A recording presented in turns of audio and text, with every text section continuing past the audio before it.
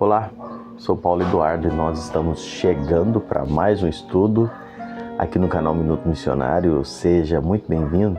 Muito obrigado por já estar aí do outro lado, acessando o canal.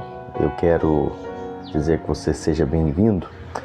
Nós estamos estudando juntos a Bíblia todos os dias, 6 horas da manhã. Tem estudo novo aqui no canal, estudos expositivos, versículo por versículo.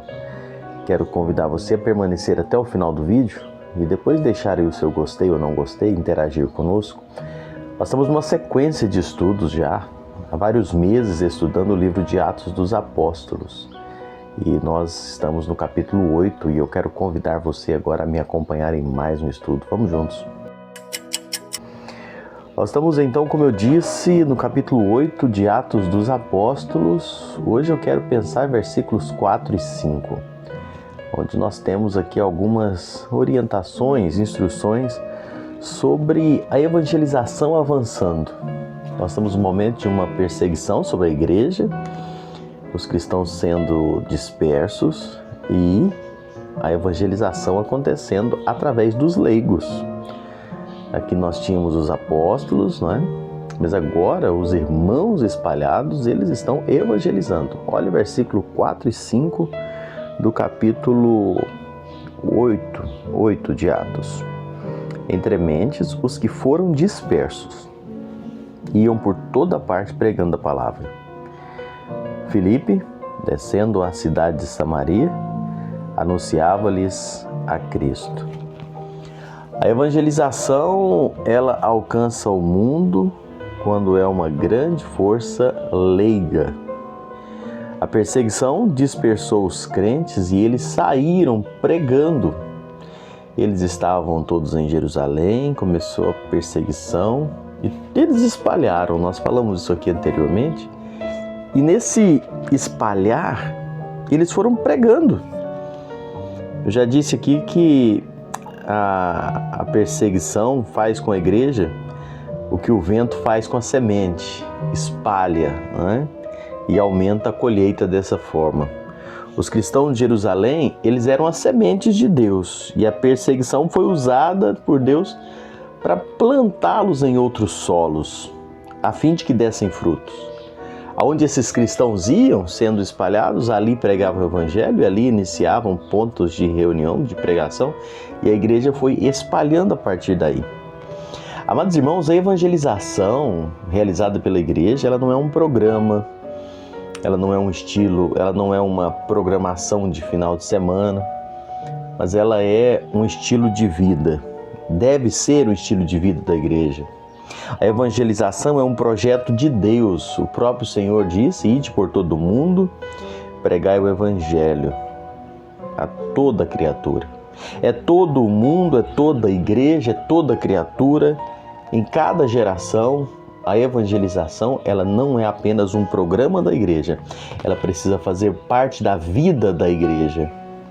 Os apóstolos sozinhos, eles não iriam conseguir ganhar o mundo. E Lucas relata no verso 4 que nós lemos assim: os que foram dispersos iam por toda parte pregando a palavra. Daqueles 7 homens nomeados pelos apóstolos, anteriormente nós vimos, para ministrarem aquelas viúvas dos helenistas em Jerusalém, Estevão e Filipe são os únicos que Lucas narra a vida deles, não é? Que as atividades deles foram registradas. Dos 7, apenas esses 2 Lucas faz o registro. Ambos eram judeus de língua grega e pregaram o evangelho de Cristo ao povo judeu que não era de língua aramaica. Estevão se dedicou aos judeus helenistas em Jerusalém, capítulo 6, versículo 9 e 10 nós vimos, e Filipe foi a Samaria. Filipe não era apóstolo, como nós falamos, ele era apenas um diácono, mas era um ganhador de almas. Ele foi a Samaria e impactou a cidade com o evangelho. Ele era um homem cheio do Espírito Santo, cheio de fé e sabedoria. Filipe tinha uma vida, Filipe tinha testemunho, ele pregava aos ouvidos e aos olhos. Filipe investiu sua vida na mais nobre causa existente, a proclamação do Evangelho. Amados irmãos, a evangelização, ela exige investimento de dinheiro, investimento de tempo, investimento de vida. Essa é a evangelização e ela precisa existir dessa forma. Um grande esportista londrino, Carlos Studd, ele disse assim: se Jesus Cristo é Deus e Ele deu a sua vida por mim, nada é sacrificial demais para fazer por Ele em relação ao que Ele fez por mim. Se Jesus Cristo realmente, ele diz, é Deus, e se Ele deu a vida por mim, nada que eu faça é demais em relação ao que Ele já fez por mim. Cristo pagou um alto preço por nós. Cristo deu a vida, todo aquele sofrimento que você conhece na cruz do Calvário, por nós. E se Ele fez isso, nada que nós possamos fazer é demais, não é? Nós temos que pensar nisso. Quantas vezes as pessoas acham difícil servir a Deus, acham difícil fazer as coisas para o Senhor, porque não analisam, não entendem. Nós somos salvos da condenação, da morte, do inferno, pela obra de Cristo na cruz. Então nada que nós façamos por Ele é demais. E é por isso que nós vemos esses cristãos aqui que entenderam isso e viviam isso, se dedicando, se doando. Não estavam importando o que eles estavam perdendo. Eles sabiam o que tinham recebido e sabiam o que estavam fazendo e para quem estavam fazendo. Essa visão nós precisamos entender. Toda a igreja ela precisa viver esse propósito missionário. Toda a igreja precisa viver esse propósito de evangelização, de falar de Cristo, de levar a mensagem. Isso não é função de líder, não é função de pastor, presbítero, diácono apenas, não é função só deles. São de todos aqueles que foram comprados pelo mesmo sangue de Cristo Jesus.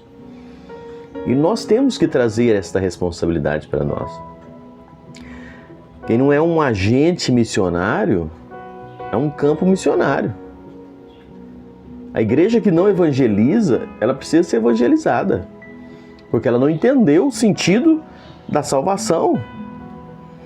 Nós precisamos entender que esse evangelho é o poder de Deus para a salvação de todo aquele que crê. E a igreja é a única agência do reino de Deus responsável por levar este evangelho até os confins da terra. John Stott, ele declara assim: não pode haver evangelização sem evangelho, uma vez que a evangelização cristã pressupõe boas novas de Jesus Cristo.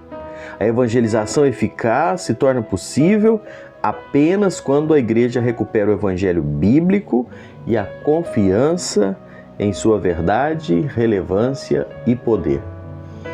Meus queridos irmãos, você que me acompanha, viva a sua responsabilidade de proclamar o evangelho, de falar do evangelho, de ser esse agente missionário. Deus te salvou e me salvou com um propósito de fazermos parte dessa história que começa aqui em Jerusalém e precisa ir até os confins da terra e precisa ser feita até que Ele volte. E hoje a geração somos eu e você, e nós precisamos assumir nossa responsabilidade, proclamar a mensagem.